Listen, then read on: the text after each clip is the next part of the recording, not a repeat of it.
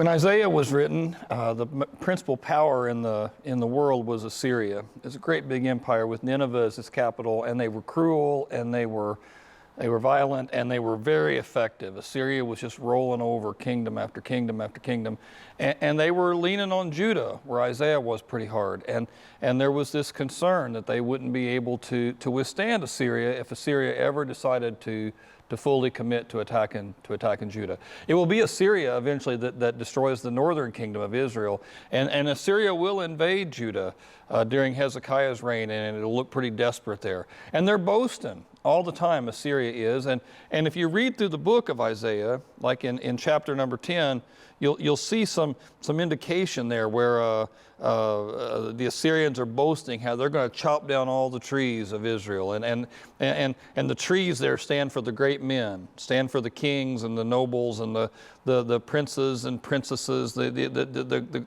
leaders, right? We're going to chop all those trees down, Assyria says, and there won't be nothing left but stumps.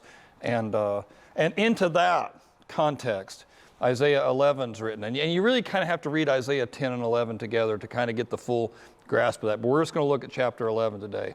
And in Isaiah chapter 11, he starts off by addressing that notion. He says, "A shoot will come up from the stump of Jesse, and from his roots a branch will bear fruit." It's a picture, right, of Assyria being this great giant monster, and they've been cutting all the trees down. They've been cutting all the great leaders down, and including the tree of Jesse, which is Jesse was David's father. And so the line of Jesse was King David's line. And maybe by saying Jesse instead of King David, he's emphasizing some of the humility of it, you know. It's no longer a king's line. It's just some dude Jesse's line. But out of that stump, you know, out of that stump that Assyria's cut down, God's going to make something grow. And so picture that, you know, you're in a woods, and all the trees have been cut down, and on one dead-looking stump, there's a little shoot coming up. There's a little green branch coming up, and this is the vision that Isaiah has. And the vision is Assyria can boast and Assyria can brag, but God still has this. And even though it looks like everything is dead, and even though it looks like the enemy has won, God is still moving. And when you read this stuff, actually all of Isaiah, not just this chapter, but any of it, when you're into the prophecy books, you need to know that they're always talking about the near and the far. You know, when he's looking at it, John Piper has in one of his lessons has a story about looking at the mountains from a distance. When we lived in California, there were mountains off to the distance, and when you would look at it, it would look like one big mountain off to the side there, one big cliff way up high over everything, but it was lots of mountains. And if you actually were up in it, there's little mountains closer to you that give way to bigger mountains behind it, and there's valleys in between. And so Isaiah's looking at this stuff, and it's like mountains. He sees the near stuff and the far stuff, and it all looks like one big vision to him, even though it's a lot of different things going on.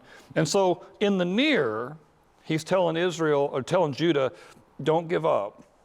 God's got this. It may look like Assyria is beating everybody back down, but God's going to raise up a great king. And God continued to do that. Guys like Hezekiah and Josiah later who will come and be able to withstand even the might of the Assyrians, even the might of the Egyptians or the Babylonians. But he's not just talking near. He's also talking something farther off. It's all one big mountain of view, but there's a bigger meaning here, and he's got Jesus in mind, and we can see it pretty clearly on our side, even though this was 700 years before Jesus. He says the Spirit of the Lord is going to rest on him, and he starts giving all these different qualifications about this branch that's going to come out of the stump of Jesse. He says wisdom and understanding. He's going to have a gift to know what's going on, to know the truth and be able to speak to it intelligently, but he's going to understand us. And we see that with Jesus. He's tempted in every way just like we are, and yet he has no sin. He'll have the spirit of counsel. He'll always know the right thing to advise, but he'll also have strength. And he's a powerful friend who cares about us, and he wants to operate for us even when we can't operate for ourselves. He'll have a spirit of knowledge and fear of the Lord. he's going to be in sync with everything God's ever done. The great Messiah who's coming one day, the great King who's coming one day, will be locked in with God. And it's because of this, the Spirit of the Lord's resting on him. I mean, he's just completely full of God's Spirit. He's completely full of God. And when one day he comes, you're going to be able to recognize my guy because of all of these things. He says he won't judge by what he sees with his eyes or decide by what he hears with his ears, but with righteousness he'll judge the needy. And when we look at Jesus again, we see that, how he's picking up the needy and he's lifting up the ones who are attacked by everybody else. And it's not helping out people who can help him back. He's judging with righteousness. With justice, he'll give decisions for the poor. I mean, this is all describing Jesus. He'll strike the earth with the rod of his mouth, and with the breath of his lips, he'll slay the wicked.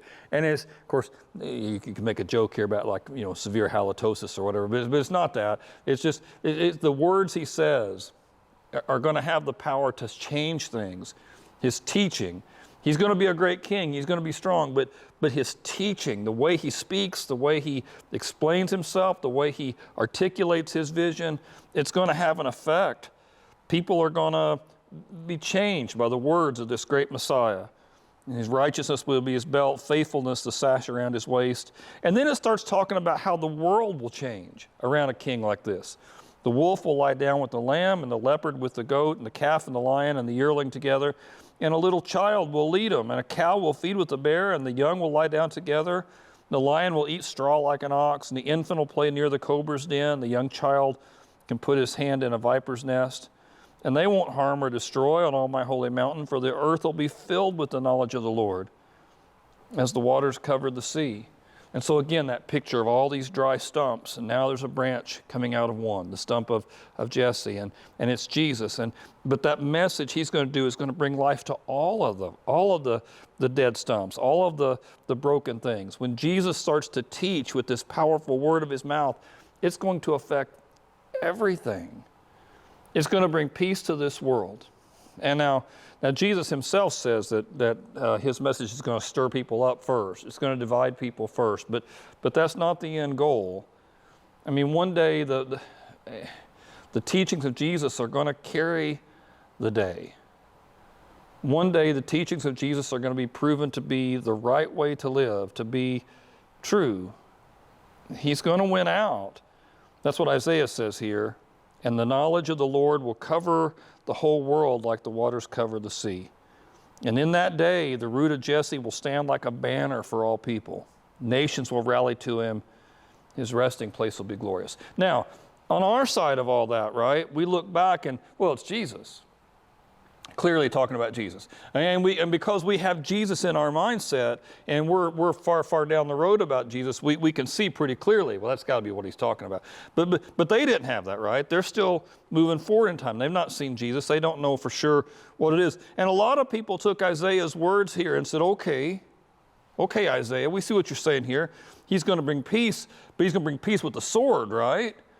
And you said he'll have a rod in his mouth, but I mean, that's just metaphor for how tough he'll be, how strong he'll be, and how powerful he'll be. And when you say here, Isaiah, that he'll be a banner for all people, well, you're saying that people will come to him because he's the biggest game in town. He's going to bust heads and knock people around. And when the nations rally to him, they'll rally to him like you rally to the strongest army, like you rally to the strongest general. The picture they had of the Messiah was glorious, but it wasn't really what Jesus was about. And so when Jesus came, it shook a lot of people up, because Jesus didn't try to build a big army, and Jesus didn't try to knock people's heads. And while his words could be kind of hard on some, most of the time they were hard on the powerful and not on the weak. And when Jesus had chances to build his brand, to use language we'd use today, when Jesus had a chance to recruit guys to his side who could make his job easier, he usually was kind of hard on the powerful. One rich man came and wanted to join Jesus and said, yeah, I'd love to have you, but first give all your money away. It's a curious thing how Jesus approached being this banner, how Jesus approached being glorious. Jesus said, The Son of Man, talking about himself, didn't come to be served, but to serve and to give his life as a ransom for many.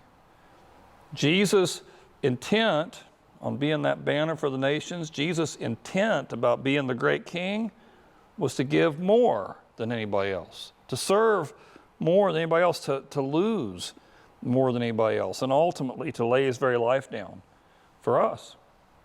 He's our example. And in that example, we find a God who's not concerned that we build a big nest egg or that we get that promotion or that we even win the tournament. God's big concern is that we lift others up. And it's not hard to see how this actually fulfills the other parts of that prophecy. That when the lion is no longer looking for the lion's gain, but to serve others, suddenly you can see the lion and the cow and the goat and the cobra, and there's no more enemies. There's no more division. There's no more, it's a different kind of world. It's the world that Jesus promised when he came as a Prince of Peace, and it's the world that we can inherit if we hold on real tight to him.